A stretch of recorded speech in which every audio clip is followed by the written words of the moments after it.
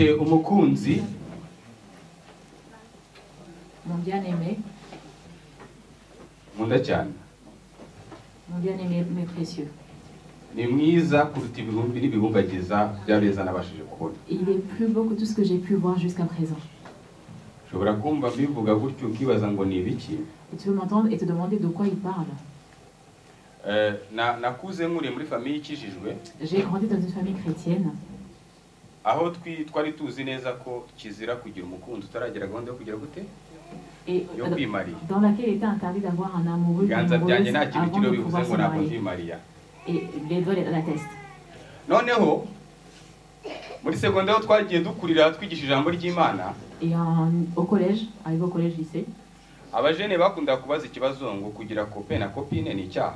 Et il y avait cette question qui revenait souvent, est-ce que, en tant que chrétien, est-ce qu'on est autorisé à avoir un copain, une copine? hahoragaho iyo débat buri gihe. Et ce débat-là était constant, toujours. noneho mu gihe cya recreation kugira ngo tujye mu bandi bajene tuvuge ko Arsenal yarayitsinze tuvuge fashion ibigezweho. Et pendant la récréation, au lieu d'aller parler des matchs de Champions League et de qui a gagné, qui a perdu, bakabona dukata muri break tugiye muri groupe de prière gusenga. et à ce moment, ils nous voyaient prendre la tangente et aller dans une réunion de prière pour prier. noneho bakajya batubaza bakunda kumbaza ngo eske gukundana ni icyaha. Et du coup, on me posait souvent la question de est-ce que s'aimer, c'est mal finalement? Est-ce que c'est un péché? hano hari abantu bibaza icyo kibazo mbivuze bahita baseka ko bashobora kuba bibaza kubyo Et j'ai vu certains d'entre vous sourire, je pense que vous êtes posé la même question que moi.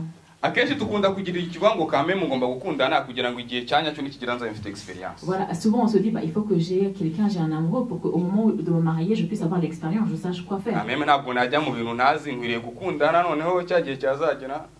Parce que je peux pas me lancer, il faut que j'ai l'expérience pour que quand ce moment va arriver, je sache par où commencer, où est-ce que ça va, que je sache où me tenir. Nasomye Bibiliya mu Bakorino ba mbere 13. Et 1 Corinthiens chapitre 13. Et le verset dit que l'amour surpasse tout. Et l'essentiel. Je ne vais pas lire, je vais vous recommander de lire vous-même. Les conditions qui sont requises là-bas. Si tu trouves que tu peux y satisfaire, tu as toute l'autorisation. Amen. Amen.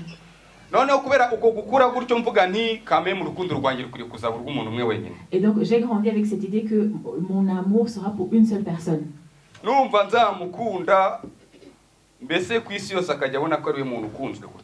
je l'aimerais de telle façon que cette personne se sente la plus aimée, la plus privilégiée de toute la terre. Et rappelez-vous, je vous ai dit en commençant que j'ai mon bien-aimé, qui est plus beau que tout ce que la terre ait pu porter. J'ai une fierté à le dire. Mais il y a des gens parmi nous qui ont des amoureux mais qui n'ont pas la même certitude de pouvoir les énoncer. Il est beau. Il est beau. Il est magnifique. C'est le plus beau. The most beautiful. Le plus magnifique. The most beautiful. Le plus magnifique. Alléluia. Amen. Et un jour où j'avais un job. Et c'est un job où j'étais en contact avec beaucoup de jeunes. Et j'ai la chance de pouvoir être visible où que j'aille, que je le souhaite ou pas.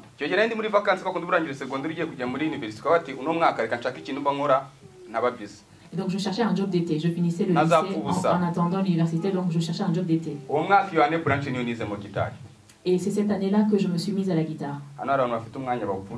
Et il y a des personnes ici, vous avez du temps, mais vous ne l'utilisez pas.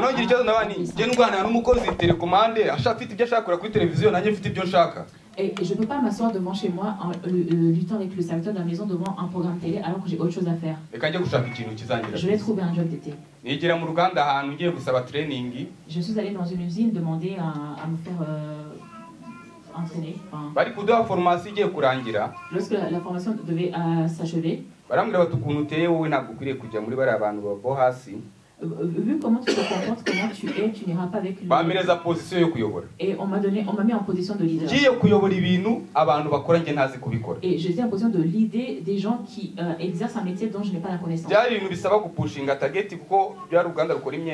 C'était une usine de fabrication, une usine de textile. Et ça demandait de pouvoir manager de façon à ce que l'objectif soit atteint. Et donc mes amis se sont approchés de moi. Mais on voit que beaucoup de filles t'apprécient.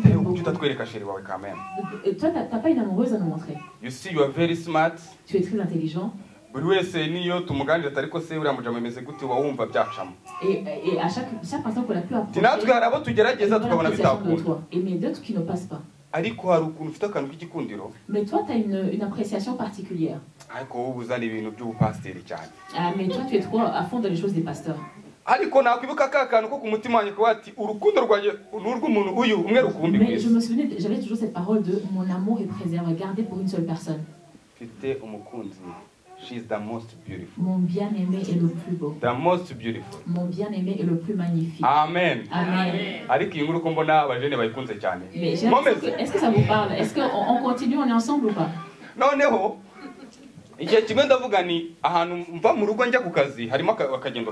Un jour, le chemin qui me met de la maison jusqu'au lieu de travail, il y a un petit chemin, il y a un petit trajet.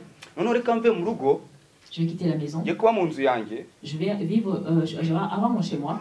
Il y a des choses que regarder une télé qui n'appartient pas, manger des choses qui ne t'ont rien. Ton salaire n'a pas plus de valeur que ça. Donc j'ai quitté la maison sans qu'ils ne soient forcément d'accord. Je vais d'abord me faire un peu d'expérience dans la vie. Je n'avais aucune habitude, expérience dans la location. J'ai demandé à mes amis. On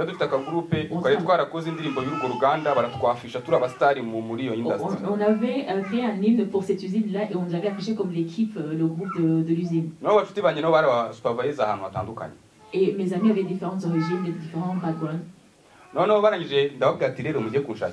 Et je leur ai demandé de me trouver un logement. Et j'avais une certaine avance par rapport à eux.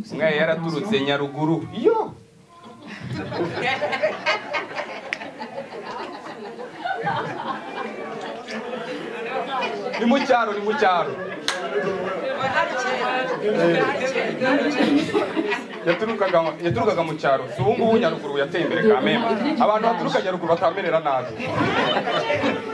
La personne venait du village, venait de très loin. Noneho undi nawe nyine yari umuntu nyine ubona nyine ibintu bitameze neza. Et un autre n'avait pas une situation stable. Mwene data wavuze ngo arashima Imana ko inzara yamwishe ariko ikaza gukira kandi atavuze ibyaryo. La jeune femme qui a rendu grâce. Hari abo yica n'ibyo kurya bitahari.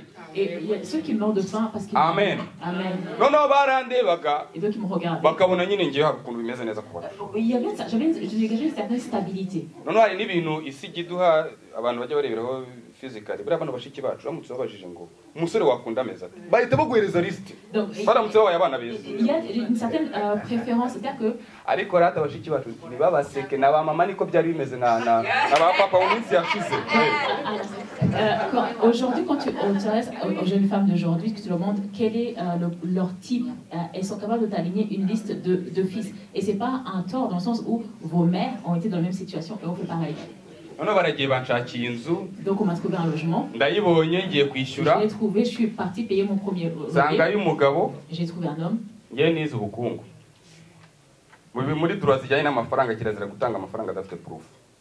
Ah, donc j'avais besoin d'une preuve comme quoi j'ai donné ma. Mais à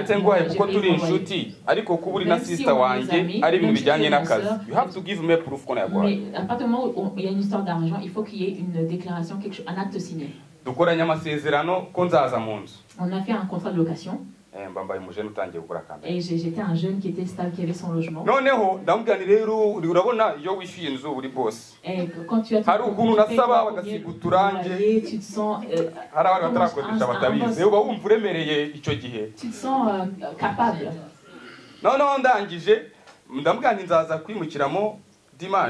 Je lui ai prévenu que j'aménagerai le dimanche suivant. On s'est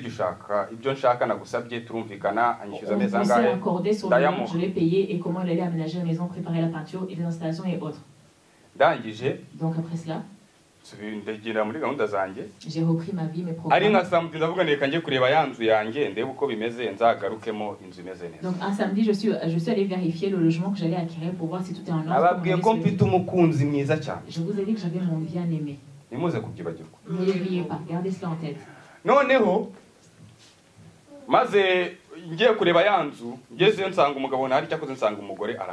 Je n'ai pas trouvé le monsieur avec qui on s'était mis d'accord, mais j'ai trouvé une jeune femme. La jeune femme m'a dit hors de question, ce logement ne pas. J'ai dit que tu n'entreras pas ici.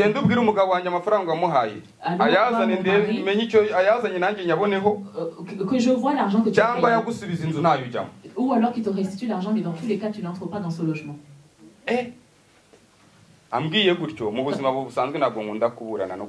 De façon générale, je n'aime pas les disputes, j'aime qu'on soit en paix. Et quand il m'a dit ça, j'ai commencé à réfléchir. J'avais juste un seul objectif. Est-ce que vous avez déjà eu un seul objectif? Ne levez pas la main, on se comprend. Donc pendant ce temps-là, j'ai vu quelque chose. Demande-moi qu'est-ce que j'ai vu.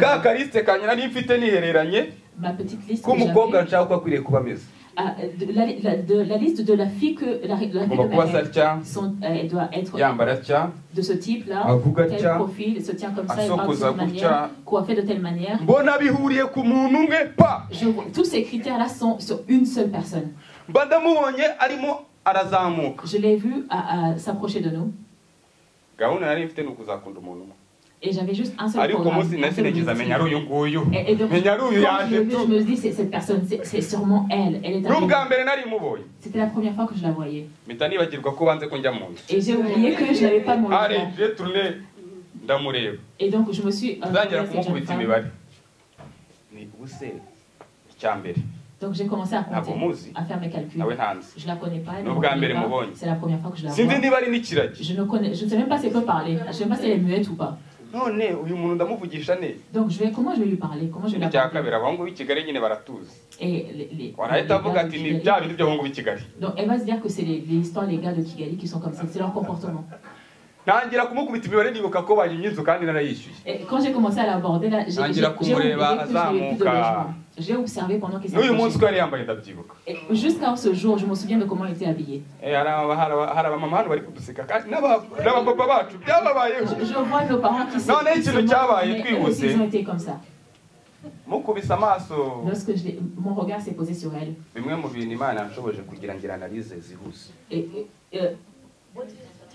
Analyse, analyse. Bimwe mu bintu Imana yamaye analyse zanjye zirihuta cyane ko n'ibintu nize ndumwa analyst. Ariko icyo gihe nari ntarabyiga. Gushishoza. Et elle fait preuve de discernement. Noneho mukubise amaso mbona afite akamverope mu ntoki. Elle avait une enveloppe dans ses mains. Ani envelope nyikuye amakuru tu. Et je me suis approprié. Iyi envelope itingira ko atuye aho hafi. Et l'enveloppe m'a dit qu'elle habitait dans ce coin-là. Et là, j'avais un point de départ. Je vous dis ces choses-là. Vous savez comment on vous fait, mais vous savez comment vous me traitez. Je n'aime pas partager mon expérience personnelle d'habitude.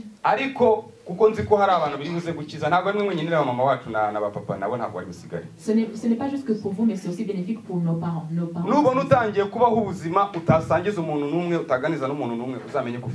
Si tu commences à vivre une vie à qui dont tu ne peux pas partager avec personne, sache que tu as un problème parce que c'est néfaste pour ta vie. Si tu ne peux pas le partager à tes parents, à tes soeurs, ce que tu ne peux pas partager à ta soeur, à ton frère, c'est néfaste pour ta vie. C'est que c'est forcément Satan qui est derrière cela. Satan est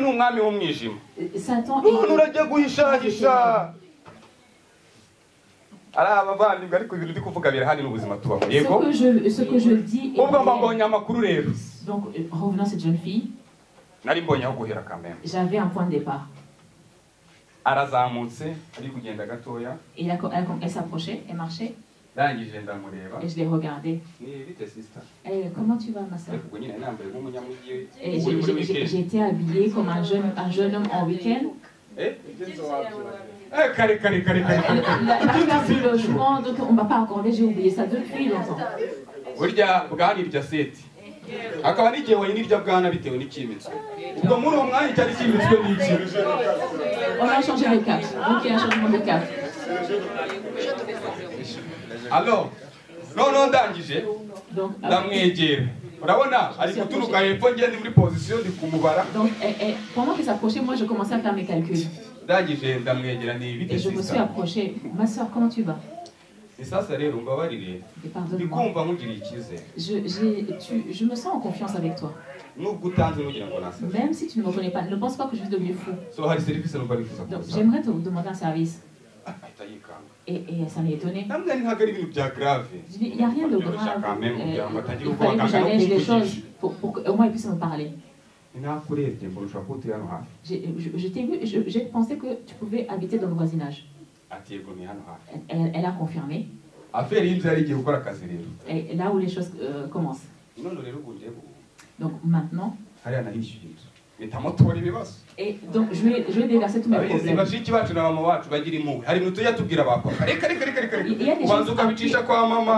y a des choses qu'on commence, on aborde par les mères parce qu'ils ont plus de compassion que par les pères. Et donc voilà, j'ai payé mon logement. Et le propriétaire ne veut pas que j'y accède. Elle m'a répondu. Et donc j'ai compris que donc j'aimerais te demander un service. Le responsable du quartier. Peut-être que toi, comme tu es dans le voisinage, mais en vrai, c'est pas ça que je disais. Le premier pas, et donc, deuxième pas, j'avais 3 étapes. 1, parler.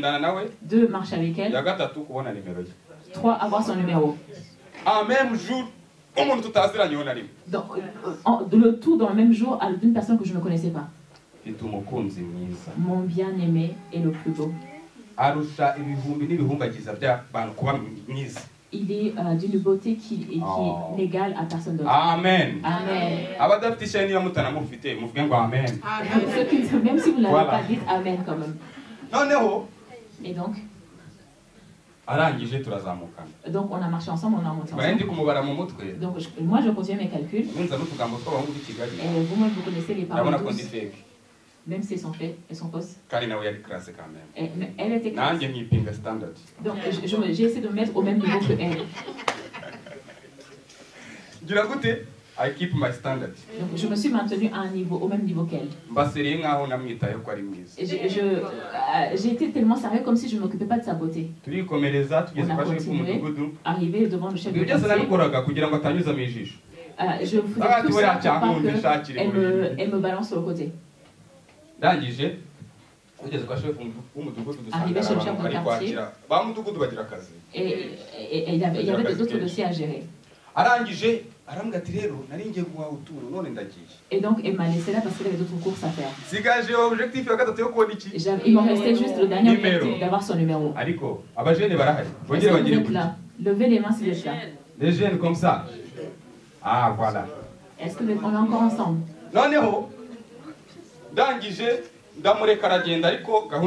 Ok, je l'ai laissé partir, mais moi j'ai toujours mon programme. Donc je comptais la distance qu'elle avait encore à parcourir avant que je ne l'arrête. Pour qu'elle voit que ça ne me fait, je n'ai pas d'intérêt. Et donc j'ai fait de marche arrière. Et du coup je l'ai encore interpellé. Pardon, je ne t'ai pas dit comment je m'appelais. Donc je lui ai dit que je m'appelais Papi. Et donc normalement une jeune fille est éduquée. Et elle m'a donné son prénom, mais je ne vais pas vous le dire. Après cela.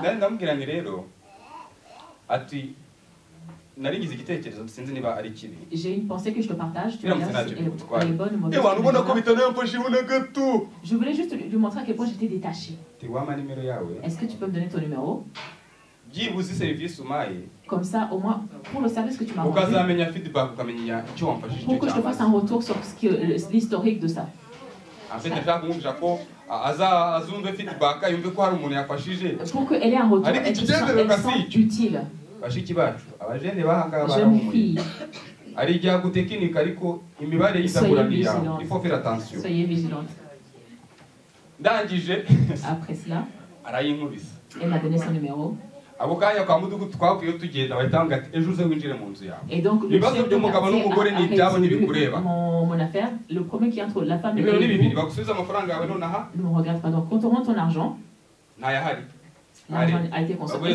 Donc, on te donne les clés de ta maison. Le lendemain, j'ai aménagé chez moi. L'objectif est toujours d'aimer une seule personne pour le reste de ma vie. Le lundi, j'ai appelé le numéro. Non, je voulais pas lui donner l'impression que j'étais désespérée. Deuxième jour, j'ai écrit un message. Non, je l'ai effacé. Troisième jour, quatrième, cinquième, sixième, dimanche soir. Et il avait déjà emménagé dans son nouveau logement.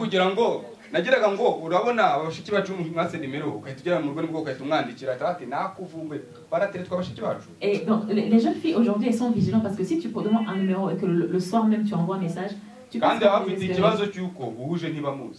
Et c'est normal parce qu'elles ne savent pas. Donc tu examines d'abord le terrain. Et décide ou non d'approcher. Mais elles sont en attente sans savoir quand est-ce que ça va arriver. Alléluia. Amen. Amen. Amen. Ce qui s'est produit, c'est que dimanche, je l'ai appelé. Et ta voix change quand tu t'apprêtes à appeler une personne particulière. Tu es tellement posé, responsable. Et tu dois dans un endroit calme, sans bruit. Alors.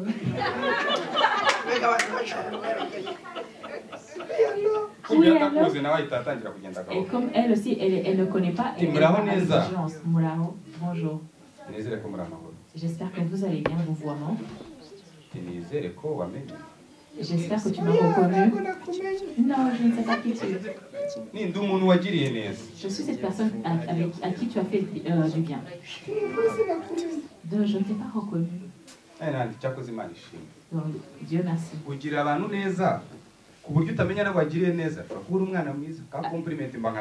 Donc je lui ai fait un compliment en disant que tu es quelqu'un qui fait du bien sans forcément t'en souvenir. Donc tu es quelqu'un de bien.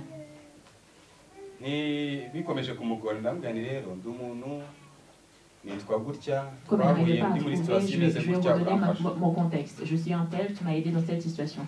Et donc aujourd'hui, pardonne-moi, j'ai eu beaucoup à faire, j'ai eu beaucoup de boulot. Je n'ai pas eu le temps de te remercier. Donc je me suis repris et je t'ai appelé. Je voulais te remercier parce que tu as bien fait. J'ai aménagé chez moi. Mais j'aimerais te rappeler ceci. Tu es mon premier voisin. Si jamais tu as le temps, n'hésite pas à rendre visite à ton voisin. Et à ce moment-là, elle a su à quel moment je quittais la maison pour aller me rendre sur mon lieu de travail. Le programme, quel est mon objectif? Aimer une seule personne.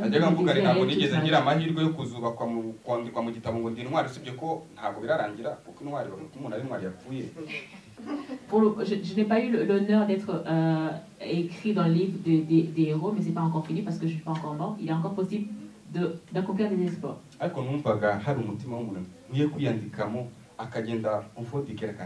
Mais j'avais à cœur que mon nom soit inscrit dans le cœur d'une personne comme étant un héros, une personne spécifique, particulière. Et le programme continue. L'objectif est toujours le même. Ma femme est parmi les bienheureuses de cette terre. Je vous ai dit qu'il manque une chose sur cette main. On n'a pas fini.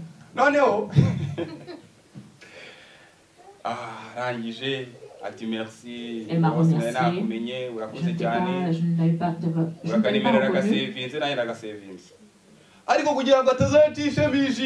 Mais pour qu'elle ne me voie pas mal, je n'ai envoyé aucun message. Tous les 3-4 jours, bonjour, comment tu vas? Et les jeunes filles aiment aussi les gars sérieux. Et quand elles se rencontrent, elles te mettent en vigilance, en observation. Donc rapidement,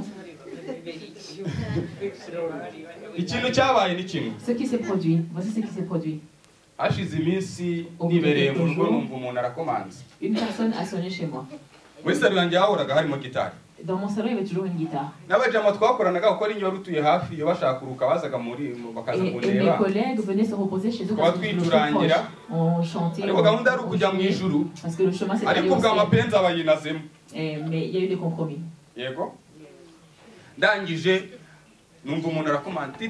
Une personne a sonné devant chez moi. J'ai dit, entrez.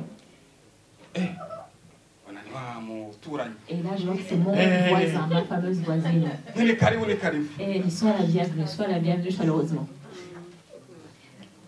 Je n'étais pas forcément toujours seule dans ma maison, sans que je sois en paix ou en confiance. Parce que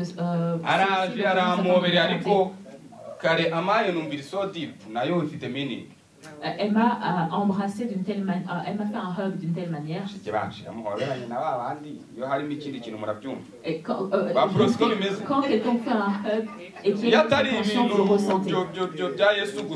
Quand c'est pas juste les hugs, quand il y a autre chose, vous le ressentez. Au bout de quelques jours, on a commencé à discuter. Donc j'ai mis un test.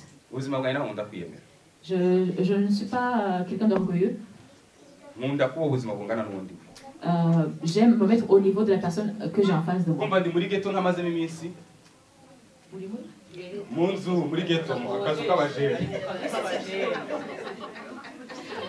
Donc ça faisait quelque temps que j'étais dans mon logement.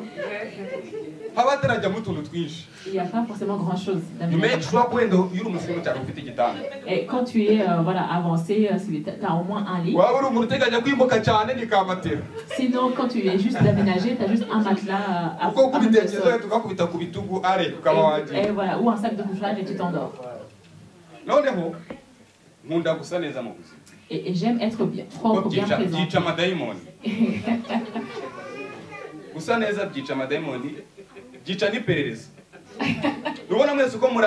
Donc être bien présenté nuit.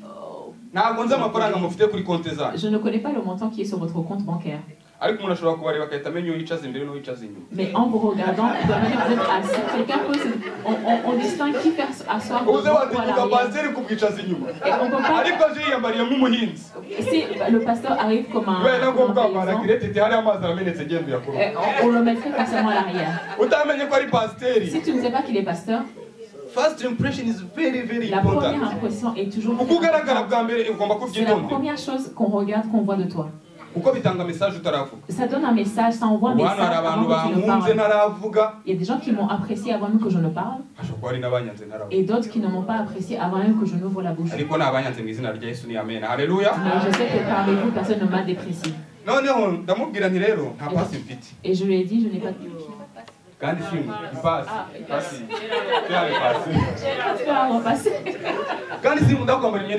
et je n'aime pas porter des vêtements qui ne sont pas repassés. Toi, tu es mon voisin. Est-ce que tu peux me prêter le tien, ton fer à repasser pour que je puisse m'en servir? Une jeune fille très magnifique. Le lendemain matin, elle a débarqué. Elle a mis le fer à repasser. Et donc, elle a quitté son GT sans qu'on sache où elle va. Elle est arrivée rapidement, très rapidement. Elle a repassé 2, 3, 4 chemises, 4 ou 5 chemises. Elle a repassé elle-même mes chemises. Elle les a penchées là.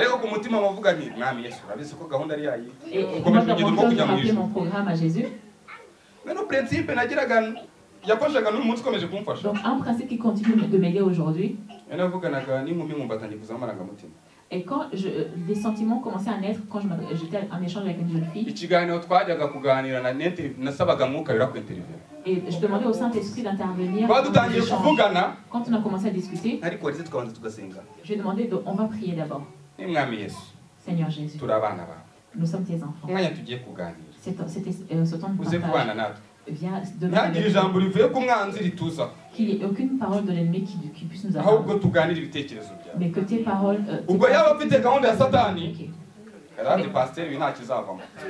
ceux qui ont des mauvaises, celles qui ont des mauvaises motivations s'éloignent. Si c'est une personne motivée qui va au ciel, cela l'encourage, cela me la rapproche. Et nous continuons le chemin. Peut-être cela ne vous concerne, ne vous incite pas plus que ça. Est-ce que je dois parler en langue? Est-ce que je dois prendre? Est-ce que ça représente quelque chose pour vous? Voici un problème. Nous aimons avec tout notre cœur. Et nous nous y plongeons dedans. Et quand ça devient compliqué, l'équation, on revient chez Jésus en pleurant.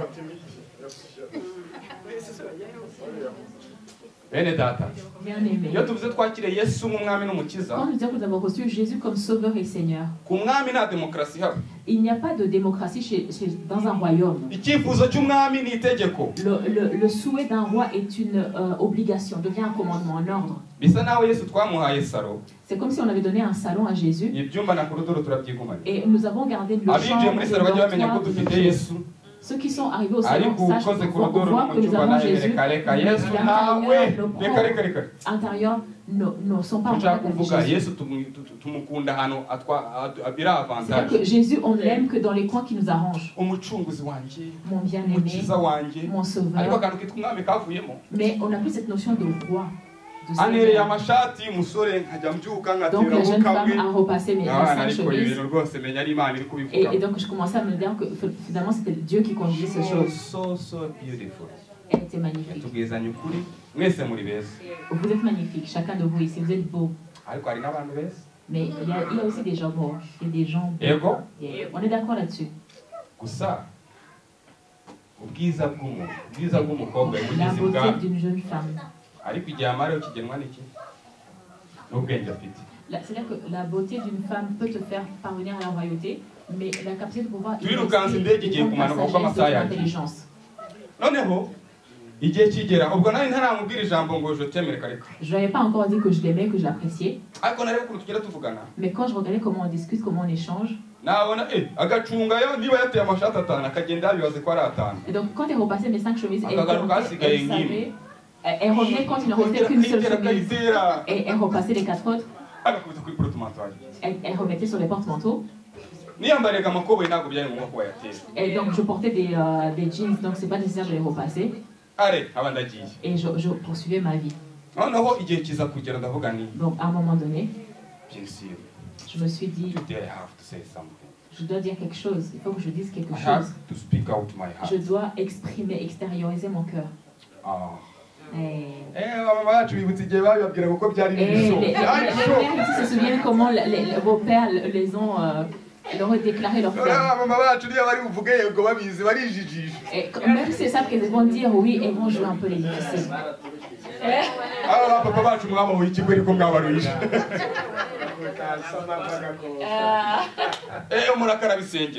Et il fallait prier pour cela. Même si tu vois que la réponse est là. Et un de mes amis, Papi Clever, que vous connaissez, elle a fait sa demande à la jeune femme de nuit. La jeune femme lui a dit, je te répondrai pas ce soir. Elle a dit seulement, dors, ne t'inquiète pas. Qu'est-ce que ça veut dire? C'est une réponse, c'est un... Et le matin, il a reçu le message de la jeune femme en disant, oui, j'accepte. Et donc moi aussi à un moment donné je me suis dit il faut que je dise, il faut que je parle. Et tu te mets en condition Ces guitares s'utilisent souvent pour rendre grâce à Dieu. Mais quand les sentiments sont impliqués, est-ce que, jeune fille, est-ce que vous n'aimez pas la musique de la guitare? Qui n'aime pas la musique de la guitare?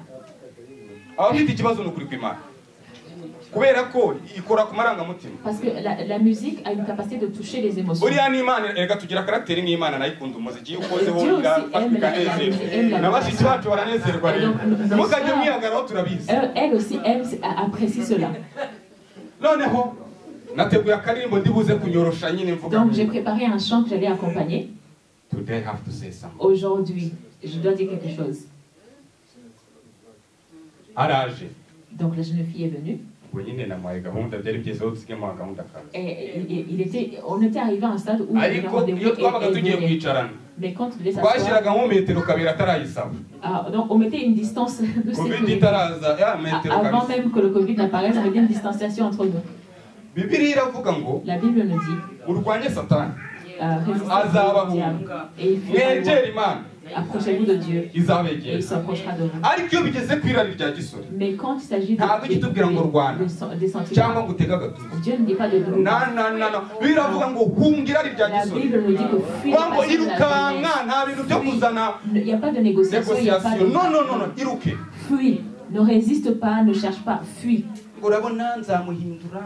Souvent on peut se dire oui, je vais le changer, je vais le... Tu verras. Non, ça ne tient pas. Ça ne tient pas. Dans ce genre de situation, la Bible dit une seule consigne: fuis les passions de la jeunesse. Samson pouvait arracher les mâchoires de lion. Mais quand il a vu la beauté de Delilah, il a succombé et il est mort. Donc on continue, on revient à notre histoire. Je me suis assis, j'ai pris ma guitare et j'ai balancé cette musique qui nous met en condition. Cette jeune fille, elle a commencé à pleurer.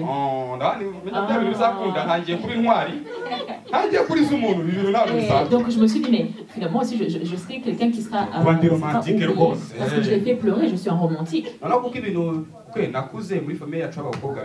J'ai vécu dans une famille avec beaucoup de filles et donc j'ai l'habitude de discuter, donc je n'avais pas peur. Mais tout ce qui relève de la drague, c'était pas mon fort. Et donc quand j'ai dit cela, cette jeune fille, elle a pleuré. Et elle a vraiment pleuré. Et quand elle a pleuré,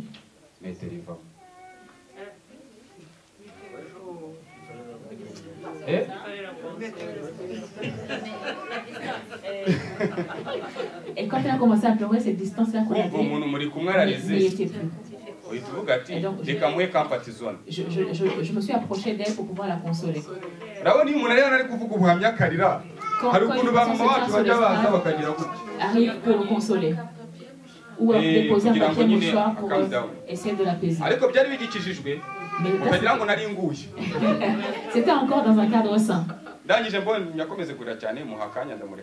Quand elle a commencé à pleurer, je l'ai laissée et je suis sortie le temps qu'elle se calme. Et je me suis dit, mais c'est pas normal. Rentre chez toi, repose-toi. Et quand tu retrouves tes états, reviens, on va discuter. Le lendemain, elle est revenue. Et avec beaucoup de larmes, elle m'a dit ceci.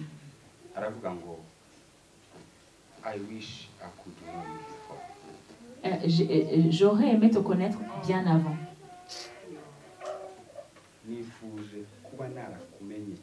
J'aurais aimé te connaître bien avant. Parce que ceci. Mon cœur t'est ouvert pleinement. Mais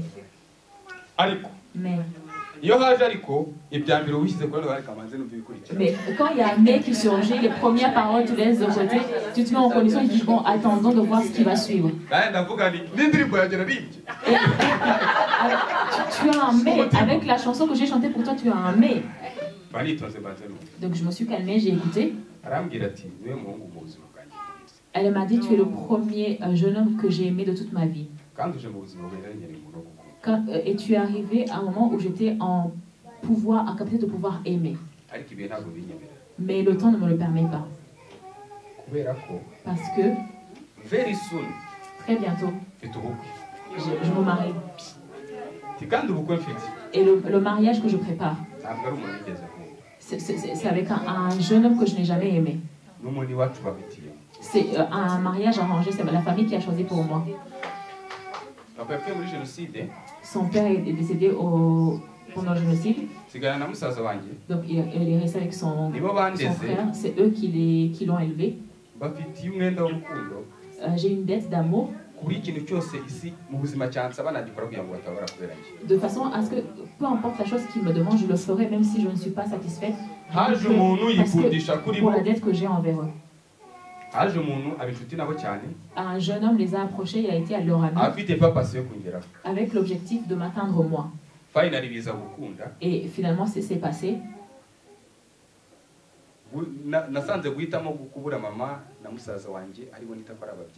Je ne pouvais pas me permettre de perdre mon frère et ma mère qui sont ma famille. Ce n'était pas possible, ce n'était pas envisageable. Donc j'ai décidé de me marier avec ce jeune homme. Mais avant que je puisse me marier, j'ai pu faire la rencontre d'un homme que mon cœur aime. J'aurais aimé te connaître bien avant. Donc elle m'a demandé si tu m'accordes de m'accorder une seule chose. Accorde-moi ceci. Est-ce qu'on peut continuer de cheminer ensemble? Avec cette même proximité.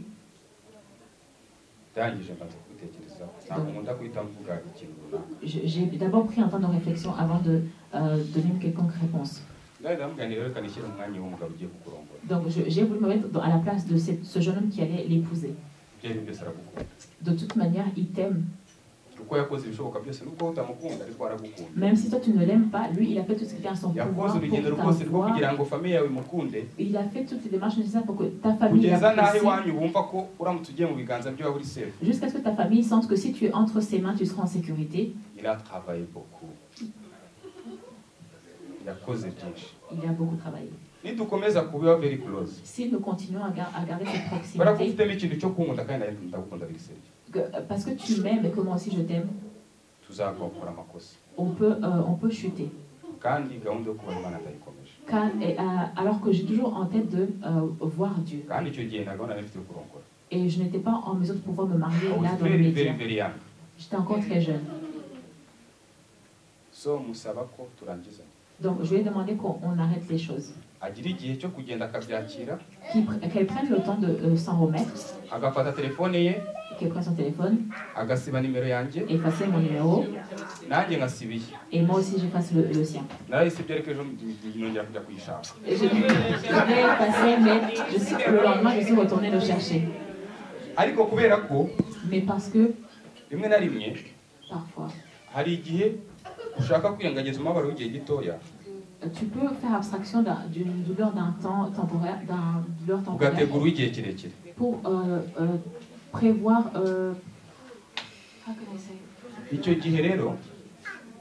pour mieux préparer, être focus sur l'avenir. Mon cœur a été blessé. Et pendant que mon cœur était blessé,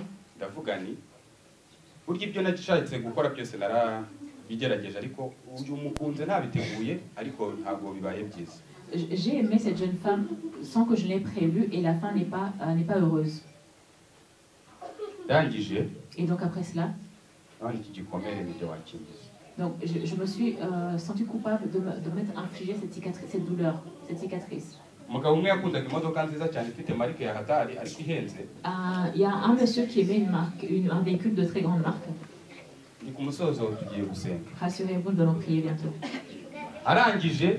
Donc après cela, cet homme n'avait pas la capacité de s'offrir ce véhicule.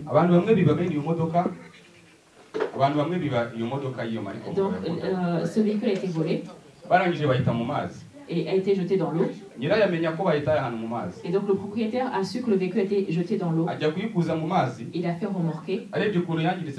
Et voyant combien il a été endommagé,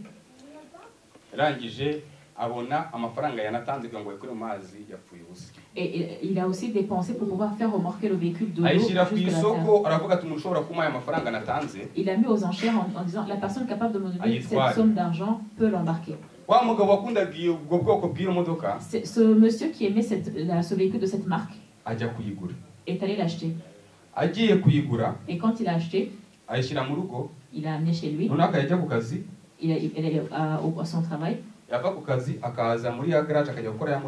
Et il rentrait à la maison, il allait dans son garage réparer son véhicule. Mais son cœur saignait toujours.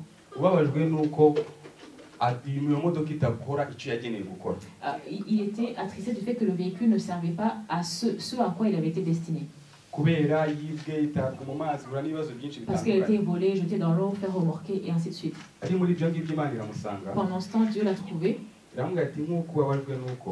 même manière que tu es attristé par ce véhicule-là, ce véhicule-là ne sert pas à ses fonctions à cause des problèmes qui lui sont survenus. C'est ainsi que mon cœur est attristé par ceux qui ont reçu Christ, mais rencontrent des difficultés. Et ces problèmes leur laissent des séquelles, des cicatrices. Et ces cicatrices-là les empêchent de me servir comme il convient. Aujourd'hui, je vous ai partagé une douleur, une cicatrice que j'ai sur le cœur. Et vous aussi, vous avez vos propres cicatrices, vos propres séquelles. Les parents blessent leurs propres enfants parce que leurs rêves inachevés, inaccomplis, les parents veulent les transposer sur leurs enfants. Et le plus souvent, ces enfants-là ne partagent pas ces rêves. Et les parents ne comprennent pas les motivations de leurs enfants pour les soutenir convenablement. Les enfants blessent leurs parents parce qu'ils pensent que leurs parents sont dépassés. Mais alors que la vie par laquelle ces enfants passent, leurs parents sont passés par là bien avant eux. Les chrétiens blessent leurs pasteurs et les pasteurs blessent leurs troupeaux. Les belles-mères, les belles-filles se blessent mutuellement. Sur ton lieu de travail, ton collègue est un fardeau pour toi. Dans les relations familiales, nos sœurs, nos frères nous blessent. Mes propres frères me blessent. Dans le foyer, c'est ainsi.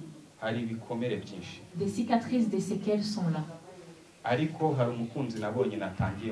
je veux vous parler de mon bien-aimé dans lequel Jésus. Il est le plus beau. Il est le plus beau de toute la terre. Tout ce par quoi je suis passé, dont je vous ai parlé, vous aussi vous avez vos propres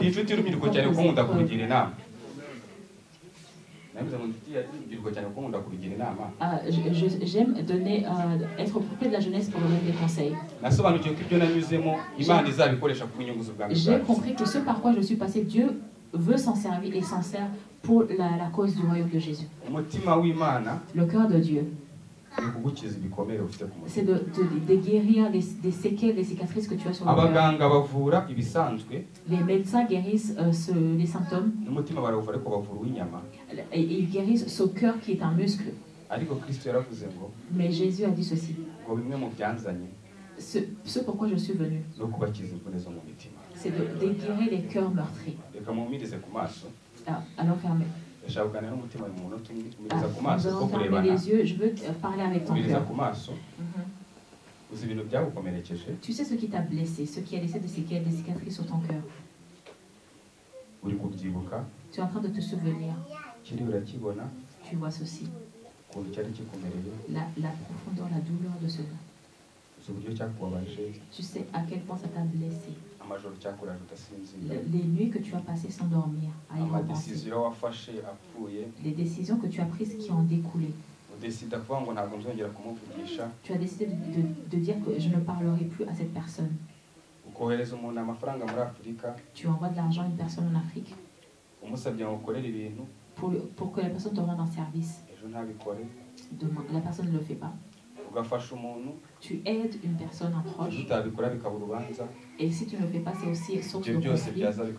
Et tout cela est source de tristesse, de cicatrisation. Et de cette manière, cela fait en sorte que tu n'as plus confiance en qui que ce soit. Mais Romains 8, versets 38 et 39 nous dit que rien ne peut nous séparer de l'amour de Jésus en Christ Jésus. Le désir de Jésus, c'est de te guérir de cette cicatrice, de ces séquelles, afin que tu puisses agir, faire ce à quoi il t'a appelé.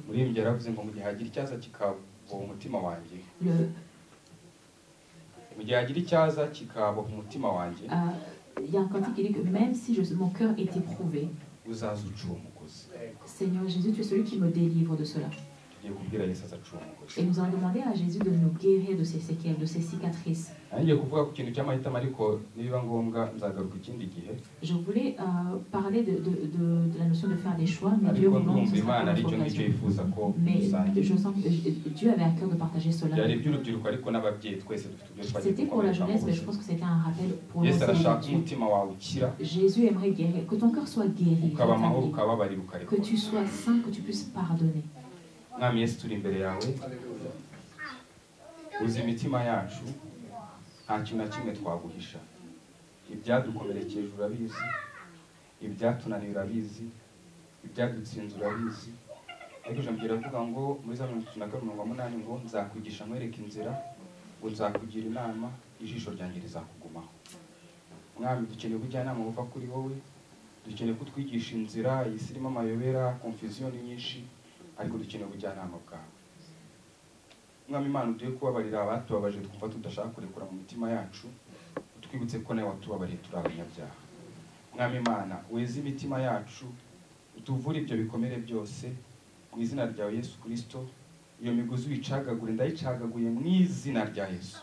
Mwami Imana n'igihe twisanga dufite imyitwarire ariko rimwe na rimwe tutazi ikibitera, nyamara ari ibikomere biri kubitera, turasenga ngo uze uciye migozi.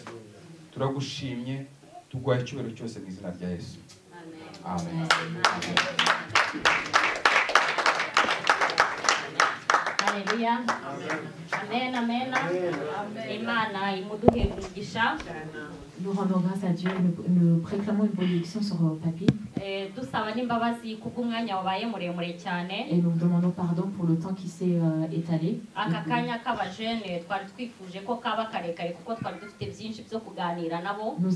Nous avions à cœur de partager beaucoup plus que ça, mais le temps nous en manquait. Twabasaba rero kugira ngo mutugezeho nk'ibyifuzo nk'ubu hari ikibazo twari twavuze twaganiraho ku bigendanye na social media, tukagira ngo uko twumva ukuntu umujene yakitwara kuri social media kugira ngo itamwangiza. Et donc on aurait avoir vos retours sur tout ce qui concerne les réseaux sociaux, de savoir comment un jeune adulte peut se comporter de telle manière qu'il soit visible mais que les réseaux sociaux ne soient pas nuisibles pour sa vie.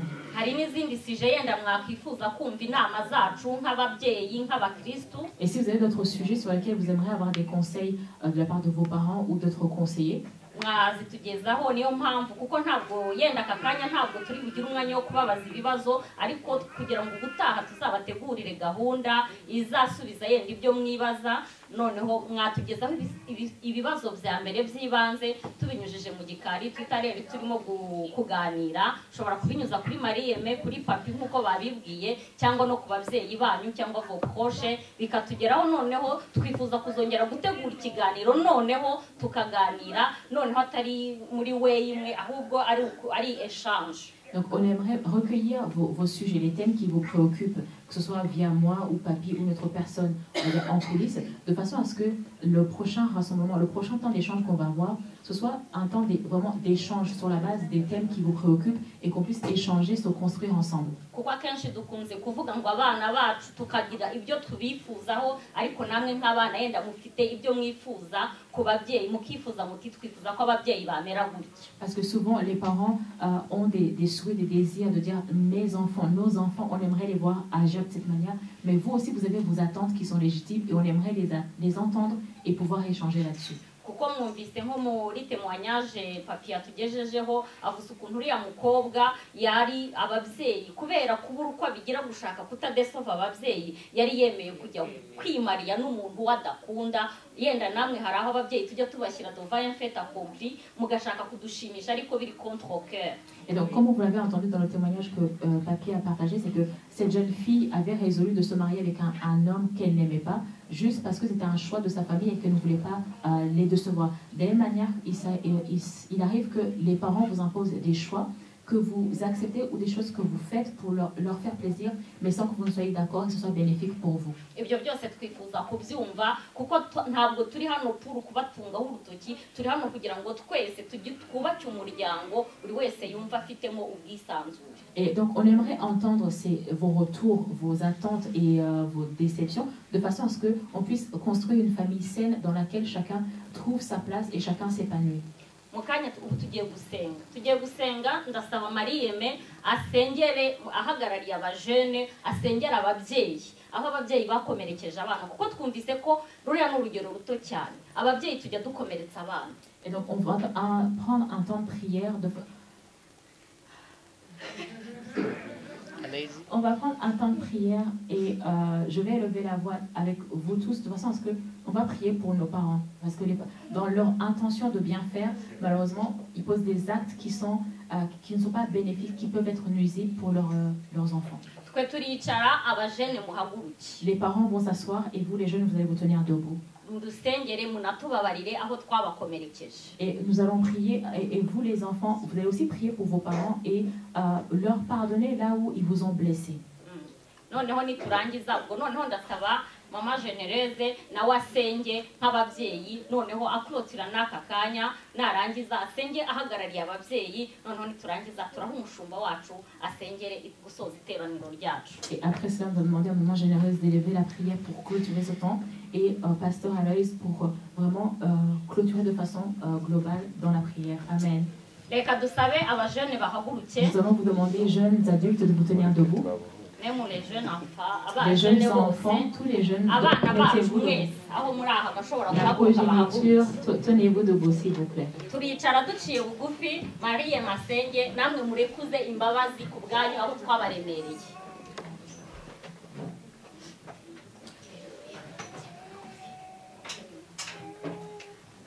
Seigneur, nous voici devant toi, nous te rendons grâce parce que tu es le Dieu de l'impossible. Te disons merci parce que tu es le même, tu ne changes pas hier, aujourd'hui. Seigneur, tu es le Dieu de grâce. Nous te disons merci parce que aujourd'hui encore est un jour où tu sauves. Aujourd'hui encore est un jour où tu guéris. Aujourd'hui est un jour où tu fais grâce. Seigneur, ta parole nous déclare que tu es celui qui rétablit, qui reconstruit sur d'anciennes ruines. Seigneur, nous voici ton peuple, Seigneur, et nous invoquons ton nom. Afin que là où, Seigneur, nous voulons, Seigneur, tenir à la brèche. Seigneur, nous voulons prier pour nos parents, là où ils ont failli. Tu vois, Seigneur, leur faiblesse, tu vois leur capacité, leur incompréhension. Mais nous voulons tenir, Seigneur, à la brèche parce que nous voulons que ton royaume soit manifesté dans nos vies. Nous ne voulons pas juste, Seigneur, nous laisser conduire par nos émotions, par les blessures, Seigneur, que nous avons pu subir. Parce que nous croyons que, Seigneur Jésus, tu es celui qui vient pour rétablir. Tu viens celui pour guérir, restaurer, Seigneur. Nous prions pour que toi qui crées le vouloir et le faire, Seigneur, selon ton bon plaisir, que ta grâce, Seigneur, que ton règne soit manifesté dans les cœurs, que ton pardon soit manifeste dans les vies. Seigneur, nous prions pour cette génération, nous prions pour nos vies, nous prions pour nos familles, Seigneur, pour ses parents, afin, Seigneur, qu'ils puissent recevoir, Seigneur, qu'ils soient déchargés de toute forme de culpabilité au nom de Jésus. Seigneur, que les cœurs des enfants qui peuvent être blessés, qu'ils soient restaurés dans le nom de Jésus. Seigneur, nous voulons marquer cette journée, Seigneur, comme un jour nouveau, où, Seigneur, tu donnes la capacité de pouvoir échanger, la capacité de pouvoir se mettre à la place de l'autre, la capacité de pouvoir, Seigneur, entendre ce que l'autre a à nous dire, afin, Seigneur, que dans nos familles, ton royaume soit manifesté, afin que dans nos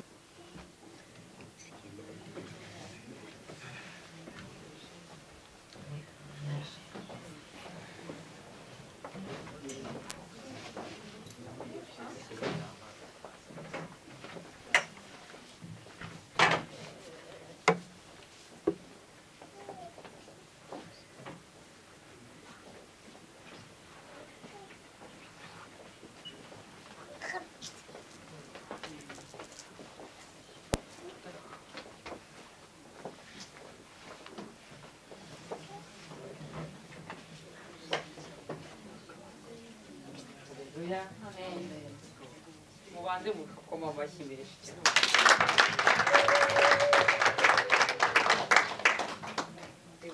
Murabona ukuntu ari beza? Ils sont magnifiques, ils sont beaux. Murabibona? Est-ce que vous les voyez? Ils sont magnifiques. Ils sont nombreux. Nous rendons grâce à Dieu. Est-ce que vous êtes ravis? Est-ce que vous êtes heureux? Est-ce que ce qui a été dit ici vous satisfait, vous donne de vous sentir? Est-ce que vous avez entendu, compris les notions qui étaient partagées? Que Dieu vous bénisse. Nous rendons grâce à Dieu. Élevez vraiment, nous rendons grâce à Dieu. Amen.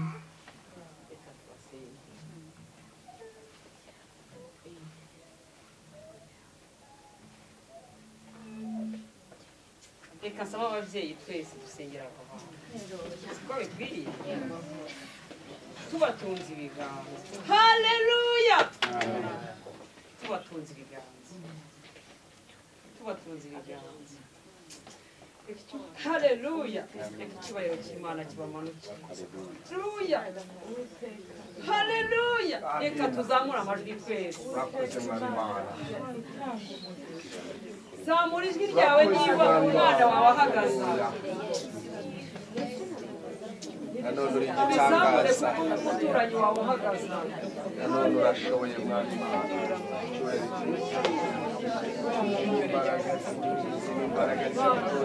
Imbaraga z'umuryango.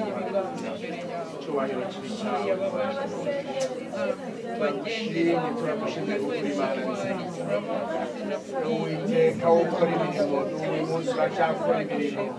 Ijambo ryaratubwiye ngo abana bacu bazigishwa n'Uwiteka. Wigisha abana bacu umwami n'urwana gukumira. Kandi wowe data Uwiteka waravuze ngo umwami Imana urubyaro rw'umukiranutsi ruzagira umugisha ngo ruzagira amaboko menshi. Aba ni urubyaro rw'abakiranutsi bakwiye kugira umugisha. Bazagira umugisha mu majya n'amazi kandi bazagira umugisha mu buzima bwabo bwa buri munsi. Ntabwo icyubahiro cy'ibyo Mana. Turagushimye gukura Imana nziza. Irwa hejuru kandi uhabwa icyubahiro Mana. Ubwoko bwawe bwiza kubabeho ujye ubareberera mwana. Mana bazaba bakomeye muri iyi si kandi bazakomere no mu bwami bwawe. Ushinganishije aba bana mu izina rya Yesu. Aya ni amaboko y'ababyeyi, aya ni amaboko y'igihugu, aya ni amaboko y'itorero. Ntabwo icyubahiro kubwirira bazagushimira Imana. Ubwami wawe ni bwiza kuri twe. Uririnda abavuga ngo uri Imana kandi uzahora uri Imana y'ukwizera. Niyo mpamvu ubuzima bwabo bushyize mu maraso ya Yesu Kristo. Ubuzima bwabo tubushinganishije iyo Uwiteka we bireba uzitegereze. Niwe ubwo yatambaga igitambo akavuga ngo ahari abana banjye bagiye kure yawe. Yateye igitambo cyo kugira ngo babe amahoro mwana. Natwe data Uwiteka turasenze tuvuga ngo Uwiteka ubabire Imana. Kuko arukuriza kubabeho mu izina rya Yesu. Urakoze turagushimye Mana nziza. Mu izina rya Yesu. Uri Imana ikomeye kandi urashoboye wo kwizerwa. Uri Imana nziza. Tumaze gusobanukirwa mwami Imana. Ijambo ryaratubwiye ngo tuyobora abana bacu inzira kandi bazakura bakizigenderamo. Ko nukuri ku ijambo ryawe. Duhagaze muri ubwo butware dushinganishije abana bacu mu izina rya Yesu. Mu izina rya Yesu aba n'abana batoya. Uwiteka Nyiringabo. Abangaba aho tutashoboye bazahashobora. Kandi aho tutageze bazahagera mu izina rya Yesu. Ibyo tutabashe gukora bazabikora mu izina rya Yesu. Tubarinze umubi wese mu izina rya Yesu. Tubarinze imbaraga mbi zose mu izina rya Yesu. Tubarinze ibyabajyana kure yawe byose mu izina rya Yesu. Ubutware bwawe bujye bubagendaho ku manywa na nijoro. Ujye ubabyebera Imana mu izina rya Yesu. Umuririmbyi yavuze ngo n'umwana muto uzi gusenga Imana iyo witeka n'umwana muto uzi gusenga Imana ngo ntazagira ubwoba nubwo twatuye kuri aba bana mu izina rya Yesu, mu izina rya Yesu imbaraga zikora ibitangaza zigere kuri aba bana kandi haboneka impinduka mu buzima bwabo mu izina rya Yesu, kandi ukize indwara z'umubiri n'iz'umutima mu izina rya Yesu. Aho wageraga indwara z'umubiri zarakiraga kandi ugakiza n'imitima. Ibyo byose ni ibintu byatuye kuri aba bana mu izina rya Yesu. Wowe kwawe bwiza gukora ibikomeye. Urakoze mwami Imana, uragushimye. Aba ni urubyiruko, aba ni amaraso y'ejo hazaza. Aba ngaba mwami wanjye tuzakuvugiraho tuzaba tutari. Aba nibo bazamamaza ubwami bwawe, aba nibo bazagaragaza gukora kwawe, aba nibo bazagaragaza imbaraga zawe, kandi nibo uzakoresha iby'ubutwari mu izina rya Yesu. Urakoze mwami Imana, turagushimye. Urakoze kuri Imana ikomeye. Twatuyeho umugisha w'ababyeyi, twatuyeho umugisha wa kibyeyi. Dawidi aravuga ngo mwana wanjye Salomo uzamenye Imana ya so. Abana bo data Uwiteka bazamenye Imana ababyeyi babo bakurikiye kandi kuri imirimo. Turagushimye kubw'ibyo. Icyubahiro cyawe Imana, turagushimye. Komera Imana mu mashahuri, komera Imana mu mashahuri. Shimira Imana mu kwari.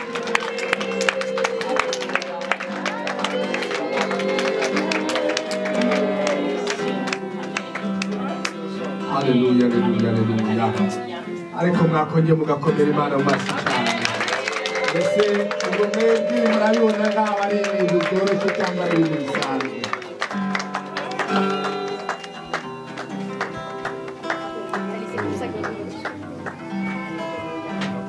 Haleluya. Amen, amen. Icyubahiro kibi cy'Imana Data kubw'ibikoretse. Haleluya. Amen, amen. Reka dusaba abaririmbyi bacu badushyirireho indirimbo. Haleluya. Hari abantu basabye bati twaje mu nzu y'Uwiteka kuko ngo aho tuzakandagiza ibirenge. Aha hantu niba ari na sare yari isanzwe, uretse ko noneho ni na sare y'urusengero. Haleluya. Tugomba gukora tukuzuza ibyanditswe byose. Hari abantu bambwiye bati ntimutubuze umugisha wo kugenda tudatuye. Haleluya.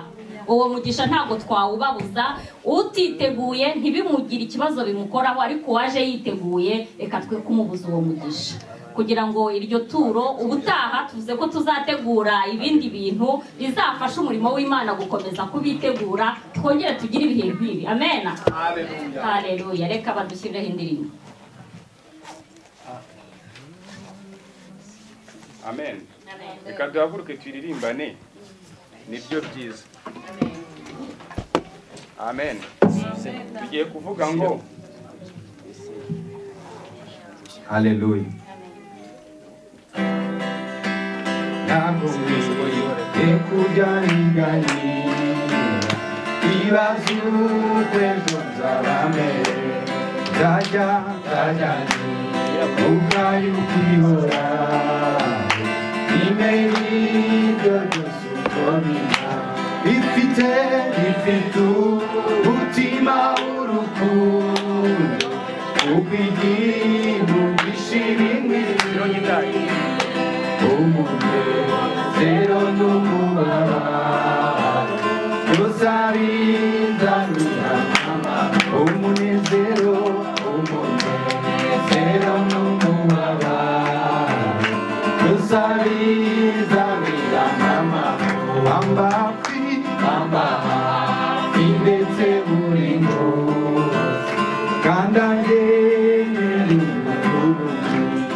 ajyanye korere imitwaro niwe data kandi niwe ngugukwa janunga buri munsi ajyana iramuri jojo buri munsi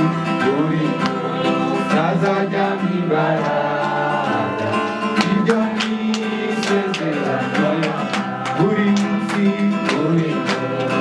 azajya mwibaraga ibyo nisezerano mana yanjye egome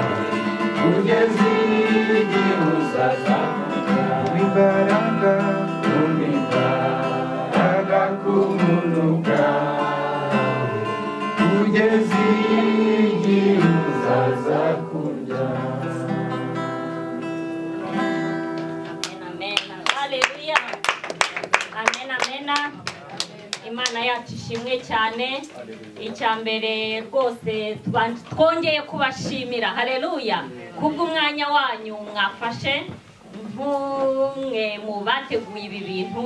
Ni ukuri byaba bibabaje umuntu gutegura ikintu abantu ntibabyitabire haleluya, ariko kubona abantu bangana namwe mwataye ibyo mwarimo mukaza ni ishimwe rya mbere tuzamuriye icyubahiro. Imana yo mu ijuru ibyumve ko tuyishimye haleluya. Ese iyo tubitegura tukaza tukisanga turi twenyine ubwo twari kuririmba izi, ariko ubu turi kuririmba indirimbo z'iki z'amashimwe haleluya.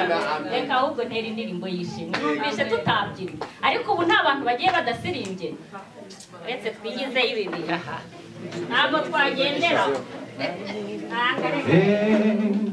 haleluya.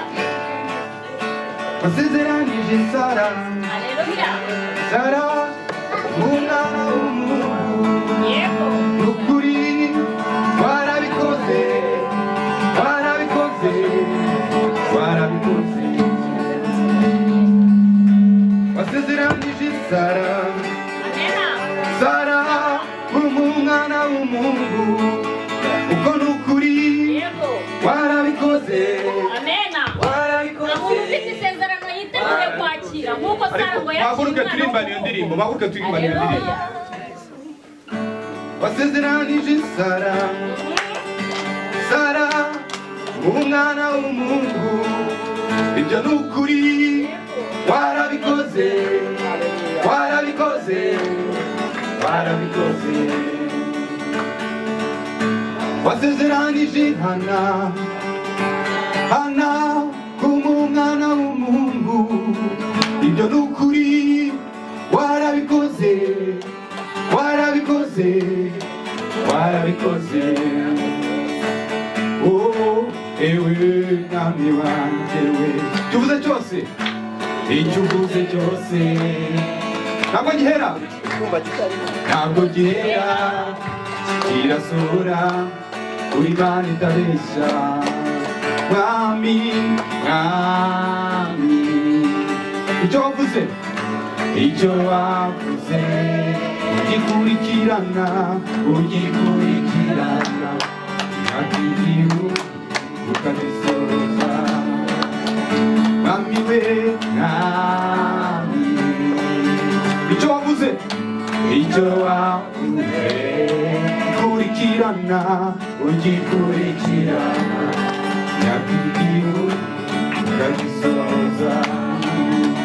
Mwami we, mwami, icyo wavuze, icyo wavuze gikurikirana, ugikurikirana ntakigihu ukagisoza. Mfite ikimenyetso kirenga kimwe kinyemeza yuko izangirira neza. Haleluya.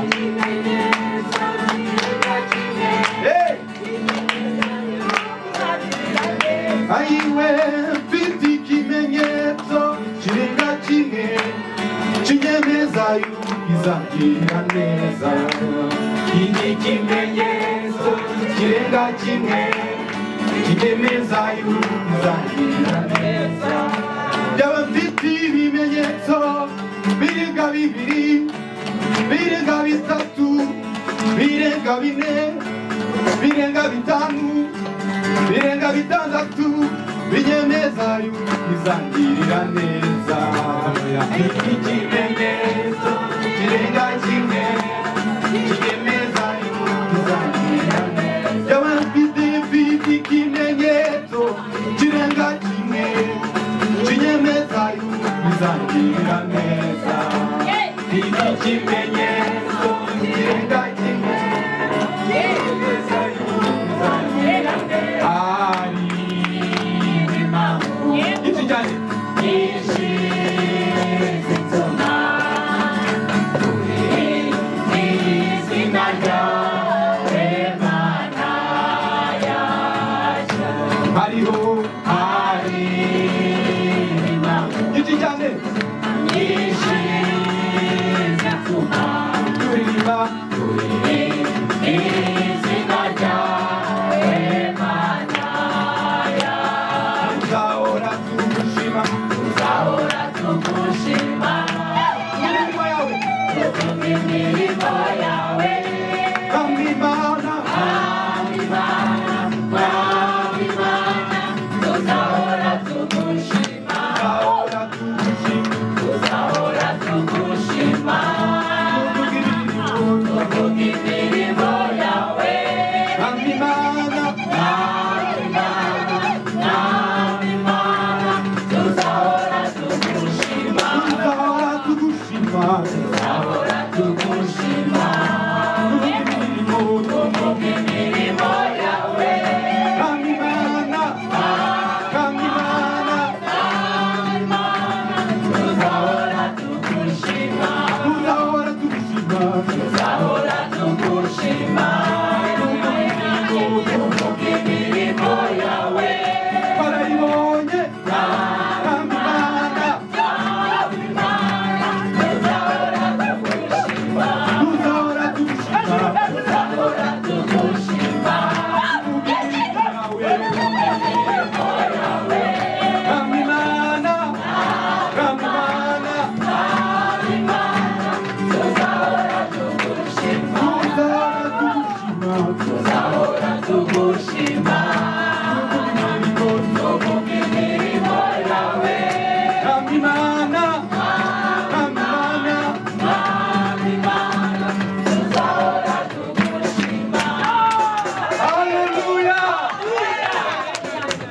Iyo itabaye abantu baratangara, iyo itabaye abantu barabazanya, Itabaye, abantu baratangara.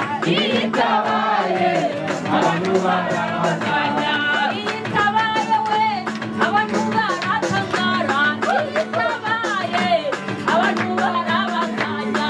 Itabaye, abantu baratangara. Itabaye, abantu baratangara.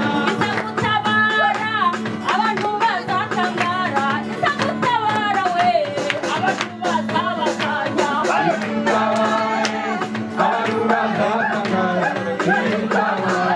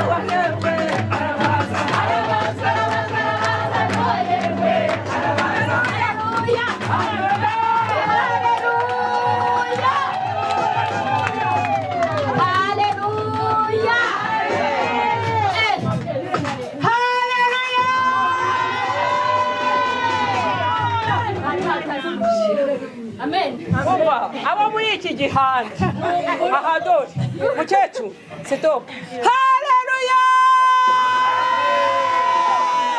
Koya. haleluya niba ntawuranga Murahari. haleluya wese hamwe mujye muvuga haleluya satani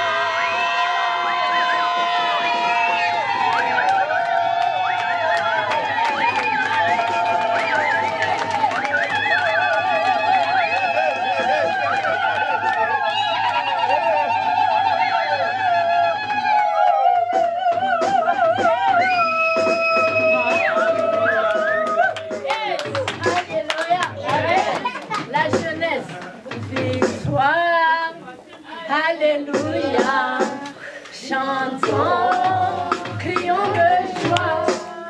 Jésus-Christ est sorti du tombeau. Galilée, Galilée, Galilée, Galilée, je vais à Galilée. Jésus m'a sauvé de tout mon cœur. Jésus me dit, toi, Alléluia.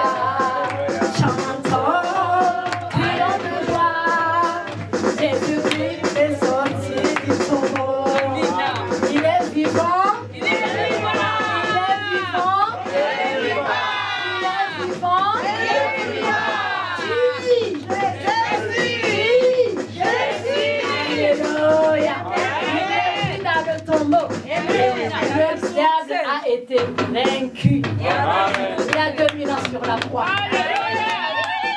Aujourd'hui, nous sommes venus proclamer la victoire dans la vie de nos enfants. Là où vous êtes jeunes, sentez-vous concernés. La prochaine fois, on vous invite, mais avec une spécialité. Un aparté.